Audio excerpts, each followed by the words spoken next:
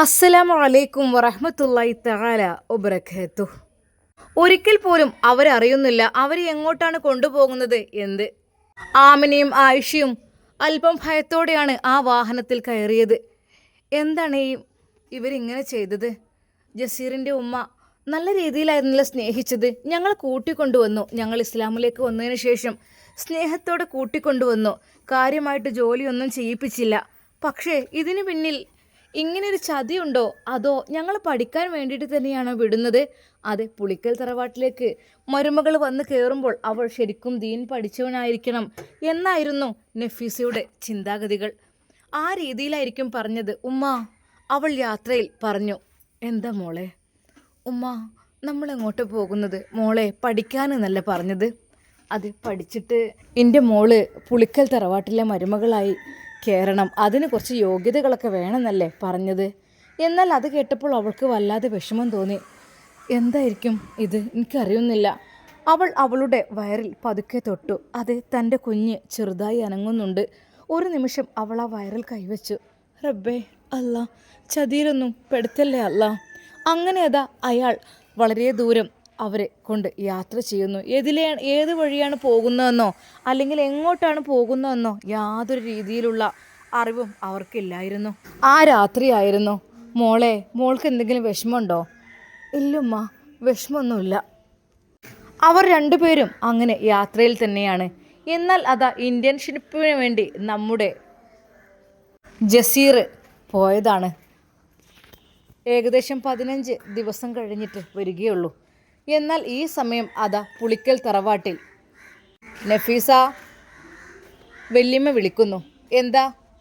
അല്ല, എന്താ ഇപ്പോൾ അവിടെ ഒരു ഒച്ചപ്പാടൊക്കെ കേട്ടിരുന്നത്? എവിടെ? ആയിഷ മോളൊന്ന് വിളിച്ചാ? ആയിഷ ഓൾ എനിക്ക് കുറച്ച് ചുടുവെള്ളം കൊണ്ടുവന്ന് വെക്കാറുണ്ടായിരുന്നു. ഇന്നിപ്പോൾ അതെ ആയിഷാനെ ആമിനാനെന്ന് നിങ്ങൾ വിളിക്കണ്ട. അതെന്താ?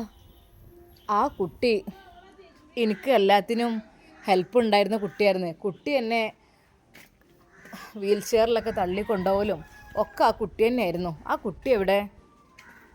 തള്ളേ, മുണ്ടാണ്ടവിടെ കിടന്നോളി, നിങ്ങളൊരു കുട്ടി. എന്നാൽ ആ മാതാവിന് വല്ലാത്ത സങ്കടം തോന്നി.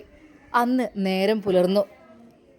നേരത്തെ ആയിഷ കൊണ്ടുവരാറുള്ള ആ ഒരു ചായയും അതിലേക്കുള്ളൊരു കടിയും അത് ഉമ്മ നോക്കി നിന്നു. ഇല്ല, സമയം ഉമ്മിണി അയക്കണേ, 7-7:30 ദാഹിച്ചിട്ടാണെങ്കിൽ തൊണ്ട വല്ലാണ്ട് വരളിന്. എന്താ റബ്ബേ ഈ കുട്ടി ഇങ്ങനെ? തുള്ളി ചായൻ്റെ വെള്ളമോ അല്ലെങ്കിൽ ചുടുവെള്ളം കിട്ടിയാലും വേണ്ടിയിരുന്നില്ല. അല്ലാ. മോളെ ആയിഷ, മോളെ ആയിഷ, ആയിഷ, ഈ കുട്ടി എവിടെയെന്ന്? വീൽ ചെയറിലൊന്ന് കയറ്റി തള്ളിക്കൊണ്ടുപോകാനും ഒരാളില്ലല്ലോ റബ്ബേ. ആയിഷ മോളെ, അല്ലാ. എന്നാൽ പെട്ടെന്ന് അതാ നഫീസ അങ്ങോട്ട് വന്നു. എന്തെങ്ങളാ ആർക്കണത്? അല്ലേ, ആ പെൺകുട്ടിനെ കണ്ടീരല്ലോ. ആ പെണ്ണിൻ്റെ കാര്യമൊക്കെ നോക്കിയിരുന്നു. എന്നെ വീൽ ചെയറിൽ തള്ളിക്കൊണ്ടുപോലും ചുടുവെള്ളം ചായയും കൊണ്ടുവന്നരലും. നേരെ സുബിഹ അങ്ങോട്ട് നിസ്കരിച്ചാൽ ആ കുട്ടി ചായയും കൊണ്ട് എൻ്റെ അടുത്തേക്ക് വരും. മോളെ, ഈ ഗുളിക കുടിച്ചിട്ടേ വല്ലാണ്ട് പള്ളക്കൊരു കാളൽ വരികയാണ്. കയ്യും കാലും അങ്ങോട്ട് നീട്ടി നിൽക്കാനൊക്കെ തോന്നുന്നുണ്ട്. ആ കുട്ടിയാണെങ്കിൽ മസാജും കാര്യങ്ങളൊക്കെ ചെയ്തിരുന്നിരുന്നു. എന്താപ്പം ചെയ്യുക, സാരല്ല. മോളെ ആയിഷ, തള്ളേ ഇങ്ങളുള്ള വിളിച്ച് വെറുതെ തൊണ്ട കാറണ്ട. ആയിഷ, അവർ കാട്ടിക്കൂട്ടിയതൊന്നും നിങ്ങൾക്കറിയില്ല. എന്താടി, ഓല് നമ്മളിതേക്ക് വന്നതല്ലേ, നമ്മൾ നല്ല മട്ടത്തിന് ഓലെ സ്വീകരിക്കേണ്ടതല്ലേ. ഓലെവിടെ? സ്വീകരിച്ചിക്കണ്. നല്ലോണം പൂമാലിട്ട് സ്വീകരിച്ച് അകത്തേക്ക് കയറ്റി കൊണ്ടുവന്നിക്കണ്. പോരങ്ങക്ക് എടി ആ ഉമ്മ വിതുമ്പി കരയാൻ തുടങ്ങി. ആയിഷാനൊന്ന് വിളിച്ചാ എനിക്ക് ആകെപ്പാട് എന്തൊക്കെയോ ക്ഷീണം വരുന്നേ. തള്ളേ, നിങ്ങളെ ജീവനാണ് പോകണില്ലല്ലോ, വല്ലാത്തൊരു പുതുമ. ഇതാ തള്ളേ എന്ന് പറഞ്ഞിട്ട് അതാ തിളച്ച വെള്ളം കൊണ്ടുപോയി അവർക്ക് കൊടുക്കുന്നു. എന്നാൽ അതാ മോളെ അറിയാതെ അവരാ ഗ്ലാസ് പിടിച്ചു. പെട്ടെന്ന് അവരുടെ കൈ തട്ടി കയ്യിൽ നിന്ന് ആ ഒരു ഗ്ലാസ് തെറിച്ച് വീണു. എൻ്റെ തള്ളേ, നിങ്ങൾ കാട്ടിന് പണി. എൻ്റെ അമ്മ. അതെ, ആ ഗ്ലാസ് ചുടുവെള്ളം പൊട്ടിത്തെറിച്ച് അവരുടെ കാലിലേക്കാണ് വീണത്. എൻ്റെ അമ്മ. എൻ്റെ കാല് പൊള്ളിക്കണല്ലോ. എന്തിനാ അങ്ങനെയൊക്കെ ജീവിച്ചിരിക്കുന്നത് നിങ്ങൾ? വെള്ളം കൊണ്ടുവന്നതും പോരെ ഒന്നാഴ്ച തട്ടി മറിച്ചു. ഓ മോളെ, എടി കുറച്ച് തണുത്ത വെള്ളം കൊണ്ടുവന്നാട്ടിക്ക, എൻ്റെ കാലാകെ പൊള്ളിയിരിക്കുന്നല്ല മോളെ. എൻ്റെ കാല് പൊള്ളി അങ്ങനെ മരിക്കതിന് വേണ്ടിയിരുന്നത്. എന്താന്നില്ല ആയിഷ കുറേ നേരമായി തള്ള ആർക്കൽ തുടങ്ങിയിട്ട്. ഇപ്പോൾ വെള്ളം കൊണ്ടെടുത്തപ്പോൾ അതാകെ പൊട്ടുന്നു. വേഗം നന്നായിക്കോളി.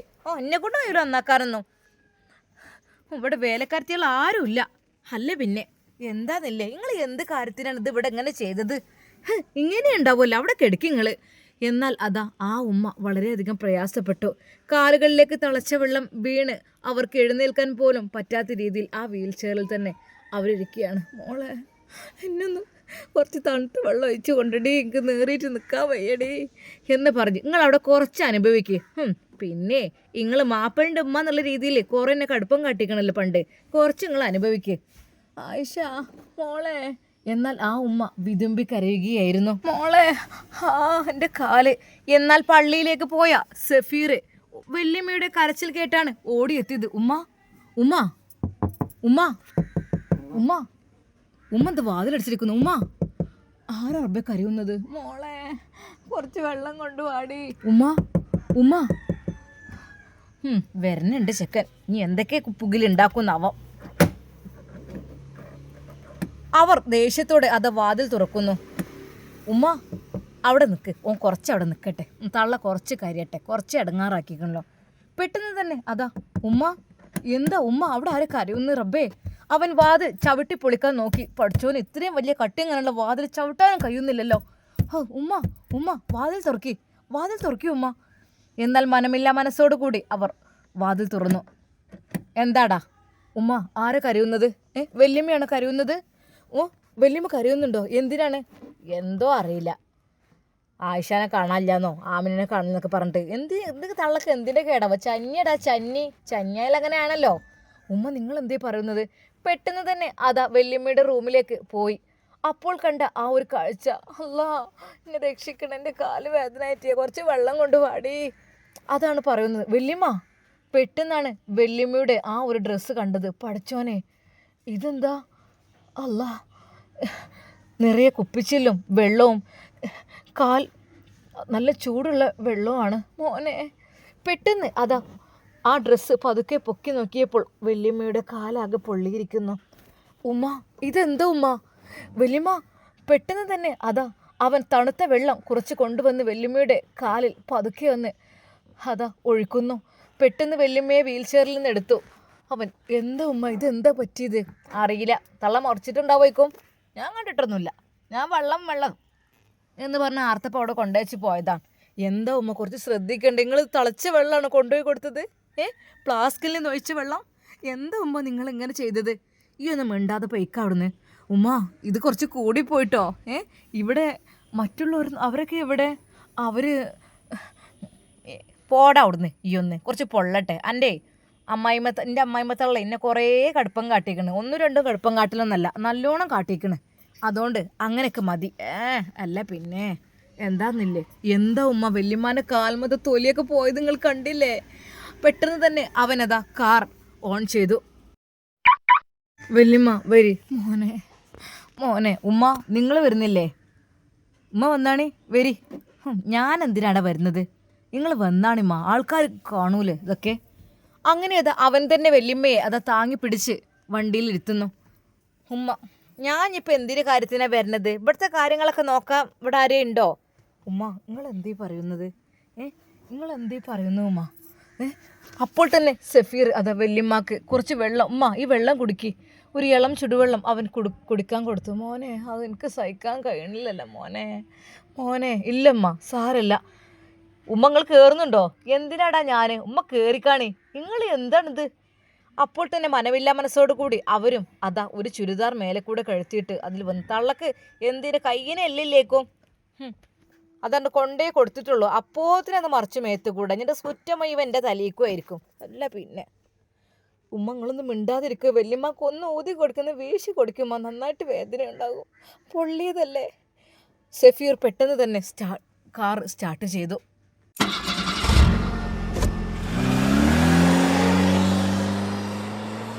ഉമ്മങ്ങൾ ഓരോന്നും പറയണ്ട, ആ വല്യമ്മ അവിടെ ഇരുന്നോട്ടെ, നല്ല രീതിയിൽ പാവം ഒരുപാട് വേദന സഹിച്ചില്ല. എപ്പോഴാ ഉമ്മ ഇത്? എന്താ കുറച്ച് ആക്രാന്തം പാടില്ലേ? എന്താ അത്? ഒന്നിങ്ങോട്ട് മനുഷ്യനങ്ങോട്ട് ഒരു ഭാഗത്തേക്ക് തിരിയാൻ പറ്റില്ല. അപ്പോത്തിന് ഐഷ എന്ന് വിളിച്ചിങ്ങോട്ട് ആർത്തിട്ട് മനുഷ്യന്മാർ ഇടങ്ങാറാക്കുന്ന രീതിയിൽ അതന്നെ വേണ്ടിയത്. കുറച്ചൊരു ക്ഷമ വേണം. ഇത് വെള്ളമാണ് മുന്നൊക്കെ കൊണ്ടേ വെച്ചിട്ടുള്ളൂ, അപ്പോത്തിനെടുത്ത് മറിച്ചിക്കണ്. എന്ത് കാര്യത്തിന്? അല്ല പിന്നെ അങ്ങനെ അതാ അവൻ പെട്ടെന്ന് എമർജൻസി ആയിട്ട് കാർ ഓടിച്ച് കൊണ്ടുപോകുന്നു. വല്യമ്മയെ നേരെ അത്യാഹിത വിഭാഗത്തേക്ക് പ്രവേശിക്കുകയാണ്. അപ്പോഴേക്കും സ്ട്രക്ചറുമായി ആളുകളെത്തി. എമർജൻസി ആയിട്ട് എത്തിയപ്പോൾ എന്തു പറ്റി എന്ന് ചോദിച്ചു. പൊള്ളിയതാണ്. ഓ, കാലാകെ തോല് നീങ്ങിയിട്ടുണ്ടല്ലോ. ഇതെന്ത് പറ്റിയതാണ്? ഇത് വെള്ളം മറിഞ്ഞതാണ്. പെട്ടെന്ന് തന്നെ അതാ ഹോസ്പിറ്റലിലേക്ക് വല്യമ്മയെ കൊണ്ടുപോകുന്നു. വല്യമ്മ വേദന കൊണ്ട് പുളയുന്നുണ്ട്. എന്നാൽ ഉമ്മാക്ക് യാതൊരു കൂസലുമില്ല. എന്താപ്പ ചെയ്യുക? ഓരോരുത്തരോരേ പൊന്നാര സിസ്റ്ററെ കാട്ടി എന്താ വെച്ചാൽ കുറച്ച് ആക്രാന്തം കൂടിയതാണ്. ചന്നിൻ്റെ അസുഖം ഉണ്ടായിട്ടായിരിക്കും. ഞാൻ ആ വെള്ളം അവിടെ കൊണ്ടുവച്ചുമ്മ ഞാൻ ചൂടാറ്റിട്ട് നിങ്ങൾ തുടലിട്ടോ എന്ന് പറഞ്ഞു. അപ്പോൾ ഇതിനെ എടുത്ത് കുടിച്ചാൽ നോക്കിക്കണ്. മേത്ത് കൂടെ മറിഞ്ഞതാണ്. എന്താ ചെയ്യുക? തീരെ ഒരു ക്ഷമയില്ല. കുറച്ചൊക്കെ മനുഷ്യന്മാരെ ഒരു ക്ഷമ വേണ്ടേ? അത് തീരേ ഇല്ല ക്ഷമ എന്നുള്ള കാര്യം. വയസ്സും പ്രായമൊക്കെ ഇരിക്കുമ്പോൾ കുറച്ചൊരു ക്ഷമയൊക്കെ ഇല്ലാഞ്ഞാൽ അപ്പം എങ്ങനെ നടക്കുമോ? ആക്രാന്തം, ഭയങ്കര ആക്രാന്തം. അങ്ങനെ അതാ അവർ പെട്ടെന്ന് ഡ്രസ്സ് ചെയ്യുന്നു. അവിടെ നല്ല എന്തോ ഒരു മരുന്നൊക്കെ ഉപയോഗിച്ച് കഴുകുന്നു. സഫീറിന് ആകെപ്പാടെ ടെൻഷൻ തോന്നി. ഉമ്മ എന്താ ഉമ്മ പറ്റിയത് വല്യമ്മക്ക്? എനിക്കറിയില്ല എന്ത് പറ്റി ഇരിച്ചിട്ട് നിൽക്കണേ. അല്ല പിന്നെ കുറച്ചൊക്കെ വയസ്സായ അതിൻ്റേതായ രീതിയിലൊക്കെ നിൽക്കണം. അത് വിളിച്ചാർക്കണം. മനുഷ്യന് ഒന്നും കിട്ടും ഉറങ്ങാനും ഇരിക്കാനും പറ്റാത്ത അവസ്ഥ. ഉമ്മ അല്ല ആയിഷയും ആമിനത്തേക്ക് അപ്പോൾ അവരെടുക്കോ പൊയ്ക്കണ്. ഓലിന്ന് വരാം നാളെ വരാമെന്നൊക്കെ പറഞ്ഞ് പൊയ്ക്കണ്. ഇനിയിപ്പോൾ എന്നാ നാം വരിക? ഓൽക്ക് കുടുംബക്കാരോടെ പോകണല്ലോ. എന്ത് കാര്യത്തിനാന്നാവുക? ഈ ഒരു അവസ്ഥയിൽ പോകേണ്ട ഒരു ആവശ്യമില്ലേനോ. എന്ത് കാര്യത്തിനാണ് ഓല് പോയിക്കണത്? ഈ വലിയ സുഖമില്ലാത്ത ഉമ്മാനും ഇതൊക്കെ ഇട്ട് കഞ്ഞിപ്പോൾ വേറൊരു പണിക്കാരത്തിനെ വെക്കേണ്ടി വരും. അല്ലാതെ പറഞ്ഞിട്ട് കാര്യമില്ല. ഉമ്മ അവർക്ക് കുടുംബക്കാരോ? അവർ കുടുംബങ്ങളൊക്കെ ആയിട്ട് അവർ കുടുംബത്തൊക്കെ ഹിന്ദുസല്ലേ, കുടുംബങ്ങളായിട്ട് അവർ തെറ്റിക്കഴിയുമല്ലേ ഇഷ്ടമല്ലാതെ. പിന്നെ ഇപ്പോൾ അവർക്ക് അറിയില്ല എവിടുക്കാന്നാവോ. ഇനിയിപ്പോൾ തള്ളിയും മോളും വേറെ ആരെയും കണ്ട ചോല കൂടെ പോയിക്കണം ഒന്നും പറയാൻ പറ്റൂലല്ലോ. കാരണം മോള് ഈ കോലത്തിലെ കാട്ടിക്കൂട്ടിയതല്ലേ. നമ്മളെ പുളിക്കൽ തറവാട്ടിൽ വന്നിട്ട് ഉമ്മട്ടം കാട്ടിക്കൂട്ടിയതാണ്, പള്ളിയിലാക്കി വരെ ചെയ്തു. അങ്ങനെയുള്ള തള്ളക്കും മോൾക്കും വേറെ വല്ല പരിപാടിക്കും പോവാലോ, അങ്ങനെ എന്തെങ്കിലും പോയതേക്കും. ശരിക്കും അത് സഫീറിന് അത് കേട്ടപ്പോൾ വല്ലാത്ത വിഷമം തോന്നി. എന്തുമ്മ നിങ്ങളീ പറയുന്നത്? അവരങ്ങനെയൊന്നും ചെയ്യൂല. ഓ ഇജ്ജെന്താ ഓരോ ഭാഗം കൂടുന്നത്?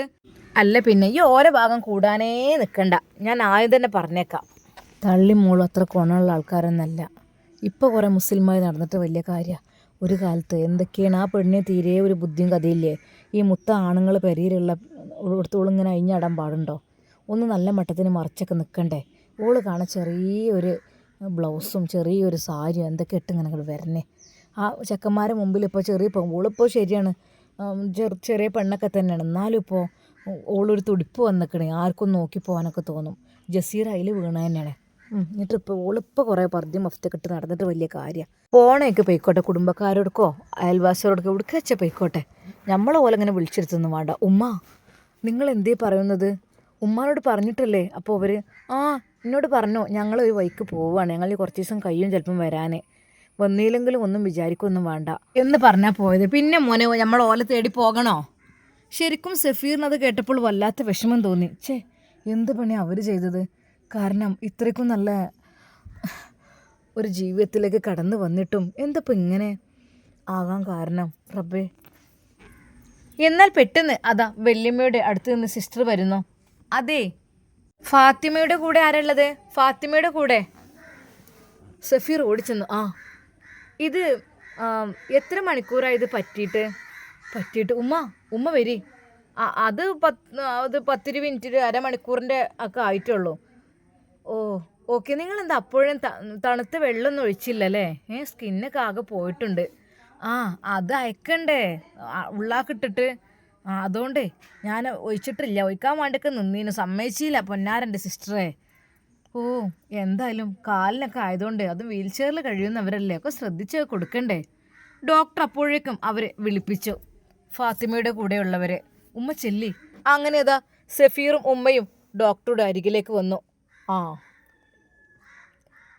നമ്മൾ എന്തൊരു പൊള്ളലാണെങ്കിലും ഏറ്റാലും അപ്പോഴന്നെ ഒന്നും എടുത്ത് തുടക്കമൊന്നും ചെയ്യരുത്. ജസ്റ്റ് ഒന്ന് തണുത്ത വെള്ളമെങ്കിലൊന്ന് ഒഴിക്കുക എന്നുള്ളതാണ്. നിങ്ങളൊന്നും ചെയ്തിട്ടില്ല. അരമണിക്കൂർ 3/4 മണിക്കൂറോളം ഇത് ഈ രീതിയിൽ നിന്നിട്ടുണ്ട്. അതുകൊണ്ട് തന്നെ സ്കിന്നൊക്കെ ആകെ വെന്ത് പോയ രീതിയിലാണുള്ളത്. ഒന്ന് ജസ്റ്റ് തണുത്ത വെള്ളമെങ്കിലൊന്ന് ഒഴുക്കുക, അല്ലെങ്കിൽ അങ്ങനെയൊക്കെ പഴയ കാലത്ത് തേനൊഴുക്കുക അങ്ങനെയൊക്കെ പറയും. അതൊക്കെ ആയിക്കഴിഞ്ഞാലും കുറച്ചൊരു സുഖം ഉണ്ടായിരിക്കും. നിങ്ങളൊന്നും ചെയ്യാത്ത സ്ഥിതിയിൽ കുറച്ചത് പൊള്ളൽ കുറച്ച് ആഴത്തിലായി പോയിട്ടുണ്ട്. തണുപ്പ് അപ്പോഴേ ചേർക്കുകയാണെങ്കിൽ കുഴപ്പമില്ലായിരുന്നു. ഓക്കെ, പിന്നെ നല്ല രീതിയിൽ കെയർ ചെയ്യണം കേട്ടോ. അഡ്മിറ്റ് 1-2 ദിവസം ഇവിടെ ചെയ്യായിരിക്കും നല്ലത്. കാരണം കാലിൻ്റെ തൊടൻ്റെ അവിടെ നിന്ന് ഇങ്ങോട്ട് തോല് താഴേക്ക് കീഞ്ഞു പോയിട്ടുണ്ട്. അപ്പോൾ കുറച്ച് നമ്മൾ ശ്രദ്ധിക്കുകയായിരിക്കും. നല്ല ഇൻഫെക്ഷനൊന്നും വരാതെ നോക്കണം. പിന്നെ നല്ല രീതിയിൽ കെയർ ചെയ്യണം. നല്ല രീതിയിൽ നോക്കുക തന്നെ വേണമെങ്കിൽ 2 ദിവസം ഇവിടെ കിടക്കട്ടെ എന്തായാലും. എന്നാൽ അതാ ജസീറിൻ്റെ ഉമ്മാക്ക് ദേഷ്യം വരുന്നു. തള്ളനെ നോക്കാൻ ഞാൻ ഇവിടെ ആശുപത്രി നിൽക്കേണ്ട ഗതിയോ? സഫീറേ മോനെ, എനിക്ക് ഉറക്കം വയ്ക്കാനൊന്നും കഴിയൂല, ഞാൻ പോവാണ് പെരേക്ക്, എന്നെ ഉണ്ടാക്കി തന്നാളാ. ഇവിടെ ആരെങ്കിലും നിർത്തിക്കോ ഇജ് ഒരു ദിവസം കൂലിക്ക്. ഉമ്മ നിങ്ങൾ എന്തേ പറയുന്നത്? ഉപ്പാൻ്റെ ഉമ്മല്ലേ? എന്തായാലും എന്നെ കൊണ്ടാവൂല. എനിക്ക് ഉറക്കം വയ്ച്ചാൽ അല്ലെങ്കിലേ തലവേനാണ്. ഇനിയിപ്പോൾ അതും കൂടെ മാറ്റുള്ളി എന്നെ ഉണ്ടാക്കി തന്നാ. ശരിക്കും ഉമ്മയുടെ ആ ഒരു ക്രൂര കൃത്യം കണ്ടിട്ട് സഫീർ ശരിക്കും ഞെട്ടിപ്പോയി. എന്താ ഉമ്മ നിങ്ങളീ ചെയ്യുന്നത്? എന്താ ഈ പറയുന്നത്? എന്നാൽ ഈ സമയം ജസീർ ഇതൊന്നും അറിയുന്നില്ല. ജസീറിനെ വിവരം അറിയിച്ചതുമില്ല. അവൻ തൻ്റെ പ്രിയപ്പെട്ട ആയിഷയുടെ ഓർമ്മയിലായിരുന്നു. ആയിഷ, അതെ, ഏകദേശം ഒരു 4 മാസം 5 മാസത്തിനുള്ളിലൊക്കെ നമ്മുടെ കുഞ്ഞ് വരുമല്ലോ അല്ലേ? എന്നിട്ട് ഇൻഷാ അല്ലാഹ് നമുക്ക് ഒന്നായി തീരണം പൊന്നെ. അതെ, നമ്മുടെ കുഞ്ഞിനെ നമുക്ക് നല്ല രീതിയിൽ വളർത്തണം. അവളൊരു രാജകുമാരിയായപ്പോൾ വളർത്തണം. ആൺകുട്ടിയാണെങ്കിൽ രാജകുമാരനെ പോലെ വളർത്തണം. അങ്ങനെ തൻ്റെ പ്രിയപ്പെട്ട ആയിഷയെക്കുറിച്ച് ഒരുപാട് സ്വപ്നങ്ങൾ. ആയിഷ, നിനക്ക് ബാംഗ്ലൂരിൽ നിന്ന് വരുമ്പോൾ എന്താണ് കൊണ്ടുവരേണ്ടത്? നിനക്ക് എന്താ വേണ്ടത്? എന്ത് ഞാൻ കൊണ്ടുവന്നിരിക്കും.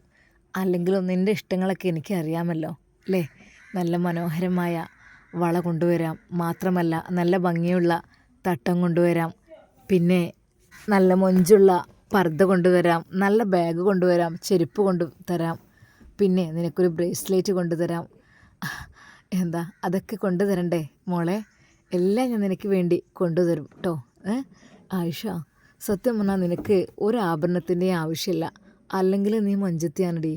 നീ വളരെയധികം മൊഞ്ചത്തിയാണ് എൻ്റെ ആയിഷ. നിന്നേക്ക് അലിഞ്ഞു ചേരാൻ ഞാൻ ഇനി എത്ര കാത്തിരിക്കണം ആയിഷ?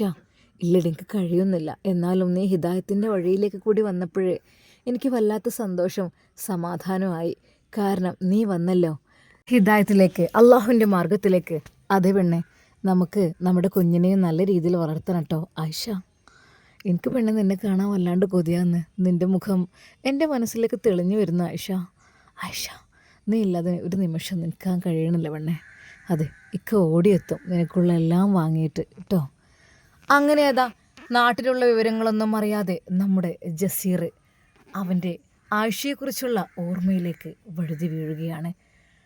ഇൻഷാ അല്ലാഹ് നമുക്കിതിൻ്റെ ബാക്കി ഭാഗം നാളെ കാണാം.